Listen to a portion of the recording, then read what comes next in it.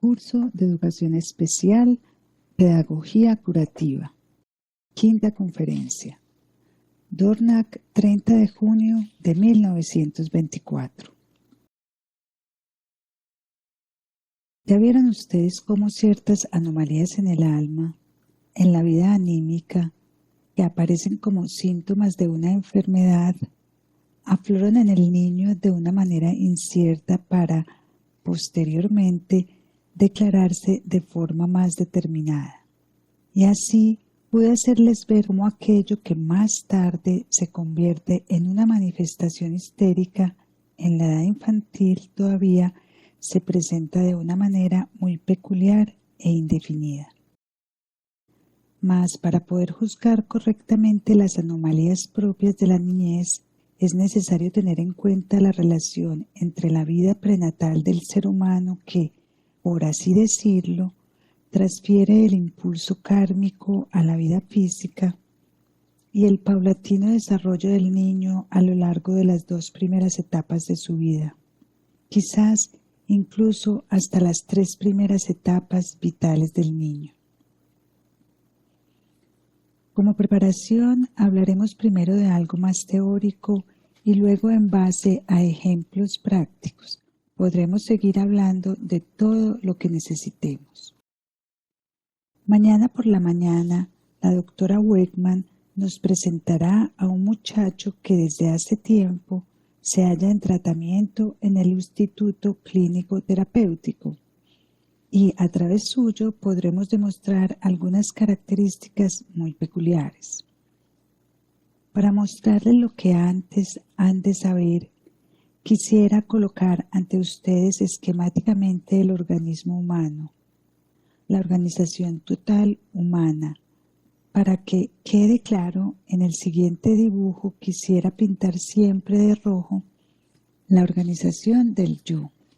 Quisiera pintar de violeta la organización astral, luego de amarillo la organización etérica y quisiera pintar de blanco la organización física. Si queremos decir con total exactitud lo que hoy nos ocupa, tendremos que esforzarnos en colocar ante nosotros las cosas tal y como son exactamente.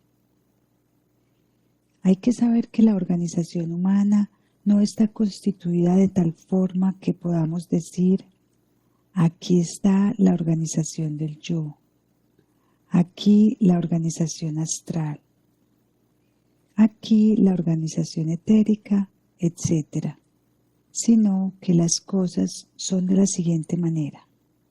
Imagínense ante una entidad organizada de tal modo que en un principio la organización del yo está fuera, que un poco más hacia adentro está la organización astral, después la organización etérica y por último la organización física, de manera que, en cierto modo, tenemos aquí un ser cuya organización del yo se presenta hacia afuera. Un poco hacia adentro se agolpa la organización astral, más hacia adentro la organización etérica, y en lo más interior se agolpa la organización física. Coloquemos al lado otra disposición distinta donde tuviéramos la organización del yo completamente en el interior, irradiando en cierto modo hacia afuera la organización astral. Más hacia afuera todavía la organización etérica y aún física. Vean ustedes que ahora tenemos 2 entidades polarmente opuestas, por así decirlo. Si ustedes examinan estas 2 entidades polarmente opuestas, podrían decirse: la segunda entidad muestra hacia afuera una organización física fuerte, en la que la organización etérica todavía participa, en tanto que la organización astral y la del yo desaparecen hacia adentro. Gracias a que es así, la configuración puede modificarse un poco. La configuración de lo que dibujé en segundo lugar puede ser de la siguiente manera. Podríamos tener, en cierto modo, la organización física plenamente formada hacia arriba y abierta hacia abajo, atrofiada. Por otra parte, podríamos tener la organización etérica formada hacia abajo, algo más fuertemente que la organización física, pero aún atrofiada. Podríamos tener la organización astral diluyéndose más hacia abajo todavía y la organización del yo yendo como una especie de hilo hacia abajo. Pues lo que aquí se ha dispuesto esquemáticamente en forma de esfera puede aparecer así.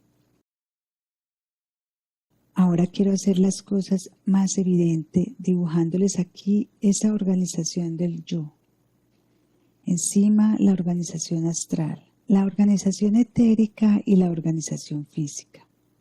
Y ahora queremos acoplarle la otra entidad y queremos hacerlo de tal manera que primeramente le damos algo de configuración a la organización del yo, que está aquí afuera. Es decir, en vez de trazar el círculo, la configuro un poco, siempre bajo la morfología de su entidad, del ser universal en general. Ocurre que aquello que es esférico, circular, se configura de diversas maneras.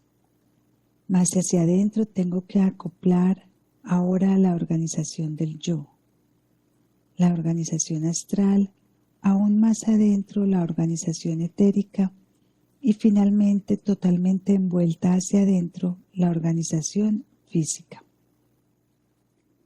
Y ahí tienen ustedes la primera entidad convertida en la cabeza del ser humano.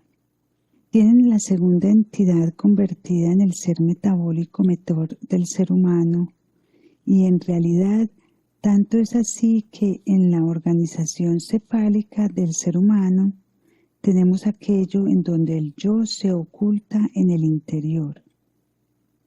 También el cuerpo astral se oculta relativamente en el interior y el cuerpo físico y el cuerpo etérico aparecen configurados hacia afuera y dan la forma del rostro.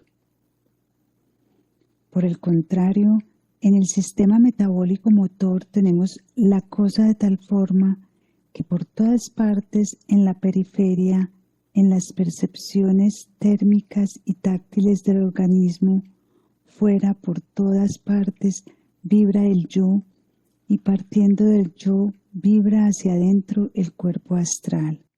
Más hacia adentro predomina lo etérico y en los huesos lo físico. De manera que en la organización cefálica tenemos una disposición centrífuga desde el yo hasta el cuerpo físico hacia afuera, dispuesta centrípetamente de fuera hacia adentro, desde el yo hasta lo físico y en la organización metabólica motora y por último, continuamente entremezclándose entre las dos de manera que no se sabe si es de afuera hacia adentro o de adentro hacia afuera la disposición del sistema rítmico. El sistema rítmico es mitad cabeza, mitad sistema metabólico motor. Cuando inspiramos es más sistema metabólico motor. Cuando expiramos es más sistema cefálico. De manera que entre la sístole y la diástole las cosas transcurren de tal forma que se puede decir sistema cefálico, sistema motor, igual, expiración, inspiración. Ven ustedes que en realidad llevamos en nosotros dos entidades opuestas, polares y mediando entre las dos la parte central del organismo rítmico. ¿Qué resulta de ello? Algo extraordinariamente importante. Imagínense que asimilamos algo mediante nuestra cabeza, como puede ser la intervención del otro a través del lenguaje. Asimilamos algo con la cabeza, Esto se introduce primeramente en el yo, en el cuerpo astral, pero en el organismo las cosas están en interacción y en el momento en que se pulsa algo mediante una impresión en una de las organizaciones del yo, vibra también en la otra organización del yo, y en el momento en que algo hace impacto en una de las organizaciones astrales, vibra también en la otra organización astral. Si esto no fuera así, mis queridos amigos, no tendríamos memoria, pues todas las impresiones que recibimos del mundo exterior tienen su imagen refleja en la organización metabólico-motora. Y cuando recibo una impresión de fuera, esta desaparece de la organización cefálica dispuesta centrípetamente de lo físico hacia el yo. El yo tiene que conservarse, no puede tener una única impresión durante horas, sino se volvería idéntico a la impresión. Pero en la región interior, la metabólica, permanecen las impresiones y han de ascender nuevamente cuando recordamos. Si piensan en esto, obtendrán la siguiente posibilidad: que todo el sistema inferior, polarmente opuesto al sistema superior, esté muy débilmente estructurado en el ser humano. Entonces ocurre que acontecen impresiones y esas impresiones no se imprimen con suficiente hondura en el sistema inferior. El yo recibe una impresión. Si todo es anormal, se imprime en el sistema inferior y se rescata hacia arriba en el recuerdo. Si en el sistema inferior la organización del yo, que está esparcida totalmente en la periferia, es demasiado débil, las impresiones no se graban con la suficiente intensidad y continuamente reflejan hacia arriba lo que no se sumerge en la organización del yo, lo reflejan hacia la cabeza. Tenemos un niño que está organizado de esta forma.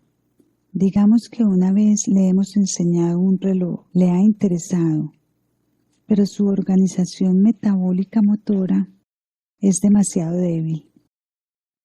Entonces la impresión no se sumerge hacia abajo, sino que se refleja. Ahora me ocupo del niño que constantemente dice: el reloj es bonito. Apenas avanzo unas palabras me vuelve a decir: el reloj es bonito. La impresión vuelve de nuevo.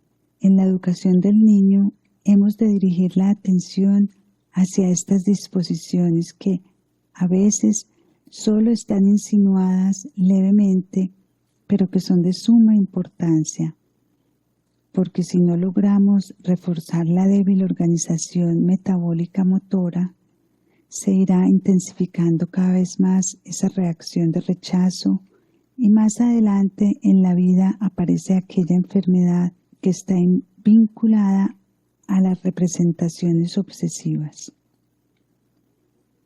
Su debilidad se convierte en representaciones obsesivas fijas y consolidadas. Sabe que estas representaciones se colocan incorrectamente en su vida anímica, pero no es capaz de rechazarlas. ¿Por qué no puede rechazarlas?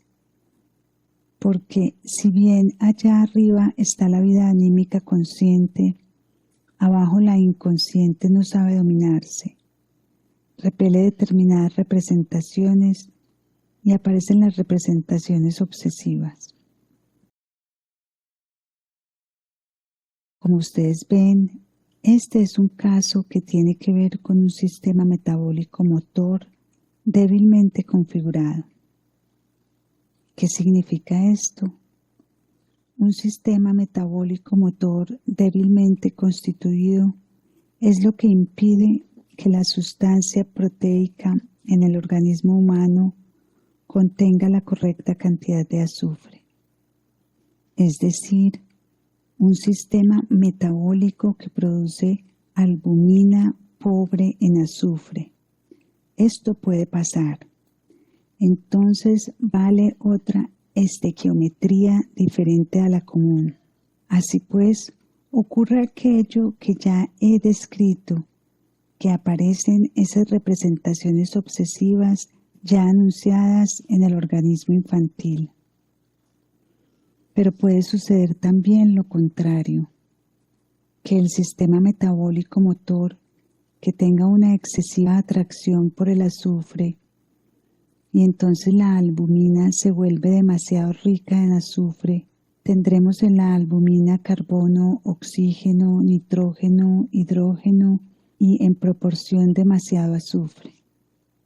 En esta organización metabólica influida en su manifestación por la composición de las sustancias que están en su interior, recibimos no el apremio de repelerlo todo, sino al contrario, debido al sobreabundante azufre, las impresiones se absorben demasiado, anidan allí fuertemente. Esto es algo distinto al estancamiento en la superficie de un órgano, que ya describí anteriormente. El estancamiento causa espasmo, pero aquí no se trata de estancamiento, sino de una absorción de las impresiones. La consecuencia es que las impresiones desaparecen.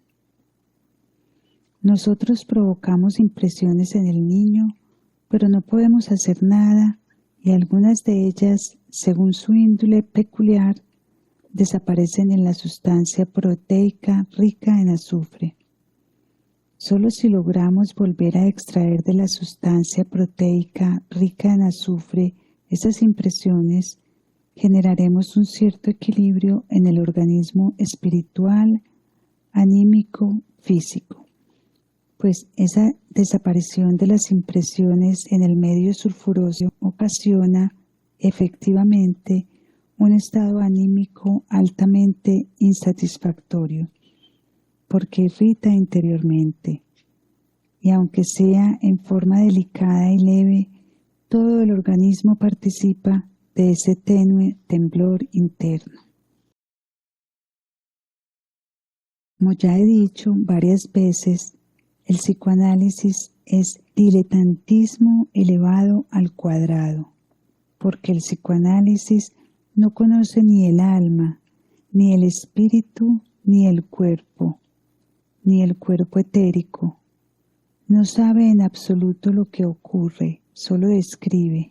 Y como no puede hacer otra cosa más que describir, dice: las impresiones desaparecen abajo, hay que rescatarlas nuevamente. Lo curioso es que el materialismo no puede investigar las características de lo material. De lo contrario, se sabría que lo que ocurre en la sustancia proteica del organismo volitivo tiene su fundamento en un exceso de azufre. La singularidad de la sustancia física solo se encuentra a través del camino científico espiritual. Convendría que aquel que quiere educar a niños anómalos adquiera el ojo clínico para saber si un niño es rico o pobre en azufre. Hablaremos de las distintas formas de las anomalías anímicas, pero deberíamos adquirir la posibilidad de seguir determinadas pistas según determinados síntomas. Si se me encomienda la educación de un niño en el que noto que, en principio, las impresiones le causan dificultades, naturalmente puede ser debido a estados tales como los que he descrito en los últimos días. Pero puede ser debido también a lo descrito hoy. ¿Cómo puedo proceder? Primero observo al niño. Primero tenemos que conocerlo. Hay que conocerlo. Primero le observo y tomo uno de los síntomas más superficiales, el color del cabello. Si el niño tiene el cabello oscuro, no tendré que preocuparme demasiado porque pueda ser rico en azufre, pues cuando se tiene el cabello oscuro, como mucho, se podría ser pobre en azufre. Entonces, si se presentan síntomas anómalos, tendré que buscar en alguna otra esfera distinta a la de exceso de azufre. En todo caso, en niños de cabello oscuro, buscaría en la esfera de carencia de azufre. Y si además muestra ideas repetitivas, tengo que buscar en cualquier otro sitio, menos en el exceso de azufre. Pero si tengo un niño rubio o pelirrojo, buscaré en la dirección de exceso de azufre, en la sustancia proteica. El cabello rubio se debe al exceso de azufre. El cabello moreno al contenido de hierro en el organismo humano. Así es como podemos seguir de cerca las llamadas anomalías anímico-espirituales, hasta en la sustancialidad física. Tomemos ahora uno de esos volcanes, un niño azufroso, que de alguna manera absorbe las impresiones en la región volitiva, donde se anquilosan sin poder salir de nuevo. Este fenómeno podemos notarlo rápidamente en el niño. El niño quedará sujeto a estados depresivos o estados melancólicos. Le atormentan las impresiones ocultas que están en su interior. Hemos de elevarlas a la superficie. No hemos de proceder psicoanalíticamente en el sentido actual, sino proceder psicoanalíticamente en el sentido correcto. Podemos hacerlo familiarizándonos con aquello que percibimos que desaparece en el niño en mayor o menor grado. Y así deberíamos poner ante nuestros ojos al niño que se nos presenta, por una parte con una excitación interna y por otra parte con una cierta apatía externa, de manera que nos hiciéramos conscientes exactamente de lo siguiente. ¿Qué es lo que recuerda con facilidad ese niño? ¿Qué es lo que deja que desaparezca en su interior? Lo que no resurge en él debemos volverlo a presentárselo al niño una y otra vez en sucesiones lo más rítmicamente posible. Al respecto, amigos míos, se puede hacer mucho, a veces de manera más sencilla de lo que se piensa, pues el curar y el educar, ambos emparentados, no se basa tanto en producir todo tipo de mixturas complicadas, ya sean físicas o anímicas, sino en no saber lo que ayuda de verdad. Por eso, tenemos también ciertas dificultades con nuestro medicamento. El autor se refiere a medicamentos elaborados bajo la pauta de la medicina antroposófica. El médico nos exige, con toda la razón del mundo, que le digamos qué contienen nuestros medicamentos, porque quiere saberlo. Pero como sea que estos, por regla general, se basan en saber qué es lo que ayuda, ya que son sustancias sencillas, en el momento en el que se dice su composición, cualquiera puede copiarlos, teniendo en cuenta al mismo tiempo un trabajo económico. Nos encontramos ante un dilema. Se trata de conocer realmente lo que debe aplicarse, llegar verdaderamente a esa conclusión. En la escuela Waldorf he observado a menudo que hay niños que muestran cierto tipo de apatía, pero también una excitación interna. Así, por ejemplo, tuvimos especialmente en la clase del señor K un tipo particularmente raro en ese sentido. Estaba excitado y apático a la vez. Ahora ya ha mejorado. Cuando estaba en tercero, ahora está en quinto, mostraba su apatía en el hecho de que no era fácil enseñarle algo. No asimilaba nada, aprendía despacio y con pesadez. Pero en cuanto el señor K se apartaba del último pupitre y se inclinaba sobre otro alumno, saltaba la chispa dándole un manotazo en el trasero al señor K. Así pues, este niño era al mismo tiempo mercurial en cuanto a su voluntad interna y apático intelectualmente. ¿Se dan ustedes cuenta? Hay muchos niños así, con estas predisposiciones en mayor o menor grado.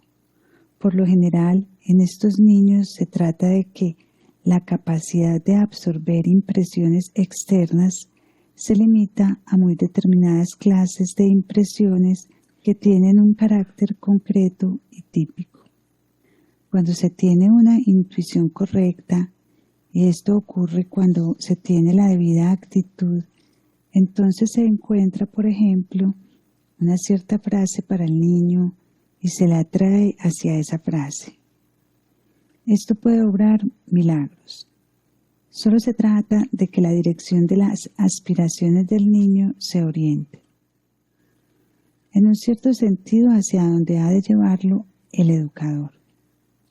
Puede hacerlo fácilmente siempre que no quiera ser demasiado inteligente y se pase de listo. Cuando quiera vivir de tal forma que el mundo le sea evidente, vivir sin reflexionar demasiado sobre el mundo y no acogerlo contemplativamente. Piensen por un momento y lo que les voy a decir es algo que habrán de incorporar a su actitud si desean educar a niños anómalos. Piensen en lo aburrido que es tener que operar siempre con el mismo reducido número de conceptos.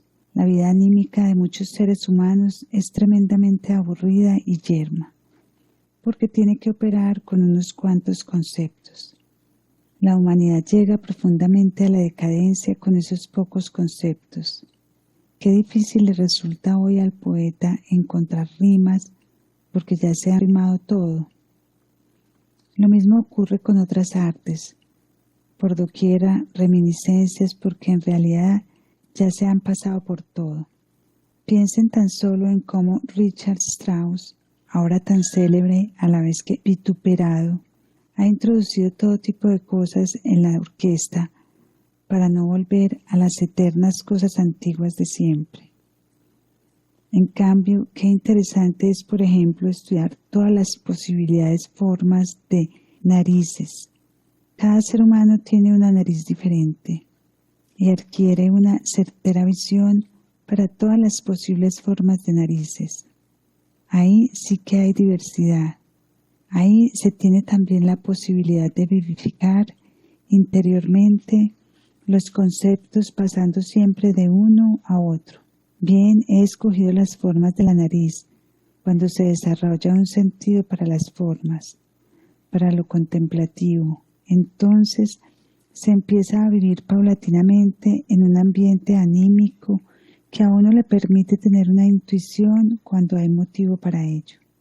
Y ustedes, mis queridos amigos, experimentarán precisamente que si viven dentro de una concepción del mundo contemplativo, no intelectual, cuando tengan un niño que es interiormente sulfuroso, irritable y exteriormente apático, entonces a través de la contemplación de su configuración se les abrirá algo en el niño que les conducirá a la idea correcta. Tendrán la sensación de que a ese niño hay que decirle cada mañana: el sol ilumina la montaña, o alguna cosa así. Puede ser algo totalmente irrelevante. Se trata de que desde fuera le llegue al niño algo rítmico. Si rítmicamente penetra algo desde afuera, se descargará todo lo sulfuroso que se encuentra en él. Será más libre.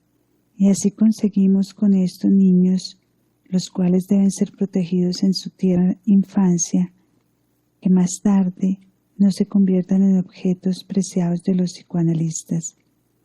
Conseguimos mucho con estos niños apelando a su naturaleza rítmica también, cuando reiteradamente desde fuera se les trae algo a través nuestro. De por sí ya se obtiene un efecto favorable si de esto se hace una regla general. En la escuela Waldorf Las clases comienzan con un verso que en sucesión rítmica impregna cada día y de cierta manera la vida representativa. Así, algunas impresiones se liberan precisamente de la fuerte absorción del organismo. Si se quiere tratar correctamente a los niños anómalos, estos deberían reunirse cada mañana en grupos. Si se tienen un número muy pequeño de niños anómalos, se les puede coger en principio todos juntos. Y entonces puede producirse algo maravilloso si dejamos que los niños reciten un verso a modo de oración, aun cuando entre ellos haya quienes no digan nada. Lo que surge en un coro es de un prodigioso efecto compensador. Se tratará pues preferentemente de que en los niños cuyas impresiones se desvanecen, se susciten ciertas impresiones mediante repetición rítmica que pueden ir cambiando cada 3 o 4 semanas aproximadamente. Es decir, que se repitan cada vez de nuevo y desde fuera estas impresiones y con ello se libere lo interior, con lo cual también la albumina reduce paulatinamente su alto contenido de azufre. ¿En qué se basa esto? Se basa en que lo interno no devuelve las impresiones, es decir, algo demasiado débil va desde abajo hacia arriba. Esto es negativo. Si por el contrario traemos algo fuerte penetrando desde arriba, estimulamos lo débil hacia una actividad intensificada. Supongamos ahora el caso inverso. Tratamos con niños que ya tienen en sí mismos el primer germen de una disposición hacia ideas obsesivas. Se refleja fuertemente, hay muy poco azufre en el plasma. Tendremos que hacer realmente lo contrario. Y es particularmente efectivo que, si nos damos cuenta que en el niño entra siempre la misma impresión, si repite la misma frase, formemos desde fuera otra impresión de la que instintivamente creamos que puede irle bien al niño. Pero ahora le traemos esa impresión como un murmullo apagado, susurrando la impresión al niño. O sea, el tratamiento puede ser el siguiente. Mira, esto es rojo. El niño, el reloj es bonito. El maestro, presta atención al rojo. El niño, el reloj es bonito. Ahora se intenta repetir en voz muy baja y cada vez más baja una cierta impresión que incluso paraliza la primera. Olvida el reloj, olvida el reloj, olvida el reloj. Es decir, murmurarle al niño de esta manera. Ustedes verán que más y más, a través de ese murmullo, a través de esa rítmica negación susurrada de la idea obsesiva, la propia idea obsesiva se adviene a tornarse cada vez más atenuada. Lo curioso es que cuando se le nombra se debilita, se va amortiguando paulatinamente y al final el niño la trasciende de modo que nosotros dominamos la situación. A través de nuestro sencillo tratamiento anímico se pueden conseguir cosas extraordinarias. Todas estas cosas hay que saberlas, pues imagínense en la escuela normal, tienen una clase, en ella hay niños que en principio tienen ya una predisposición hacia representaciones obsesivas, aunque todavía leves. No serán trasladados a las aulas para retrasados, sino que seguirán en su clase. Pero ahora resulta que hay un maestro con mucho genio que grita hasta tumbar las paredes. Entonces estos niños se convertirán en perfectos locos que adolecerán de ideas obsesivas. Esto no hubiera ocurrido si el maestro hubiera sabido que en determinadas circunstancias debe amortiguar su voz y que habría tenido que susurrar en voz baja algo a los niños. depende mucho de que nos comportemos en la forma correcta con los niños. Por supuesto que precisamente en estas cosas puede unirse el tratamiento psíquico con las terapias usuales. Si tenemos un niño en el que las impresiones desaparecen, haremos naturalmente bien en decirnos, ante todo, con este niño queremos combatir su excesiva tendencia a la formación de azufre en la albumina.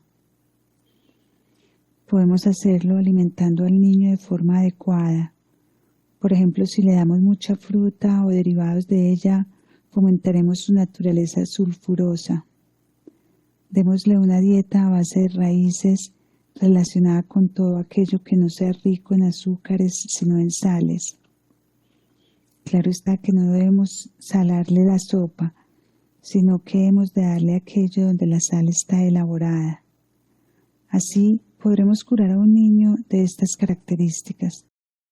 Ven ustedes, a estas conclusiones se llega adquiriendo un ojo clínico para lo que acontece. El doctor Steiner relata una observación de su propia vida. La población de una determinada comarca prefería instintivamente determinada dieta que contrarrestaba una dolencia muy difundida en esta comarca. Por lo tanto, a este tipo de niños que más adelante se convertirán en objeto del psicoanalista, sería mucho mejor durante la infancia tratarlo con una alimentación de contenido salino en lugar de entregarlos a manos del psicoanalista. Veamos ahora el caso contrario, niños pobres en azufre que no absorben las impresiones de modo que éstas refluyen. El mejor tratamiento físico es darles mucha fruta, se acostumbren a comer fruta, y si se han llegado ya fuertemente a lo patológico, entonces se intenta también con lo aromático, frutos con aroma, pues en el aroma hay un fuerte elemento azufroso, y cuando ya se convierte en algo demasiado patológico, terapéuticamente hay que proceder directamente con azufre. Ustedes ven que justamente desde una consideración espiritual se llega también a la terapia que hay que aplicar en un caso concreto. Es importante no quedarse nunca contento con la simple descripción de un fenómeno, pues ahí se tiene solo lo sintomático, sino intentar, tal y como ya lo he expuesto, adentrarse en la estructura interna del organismo.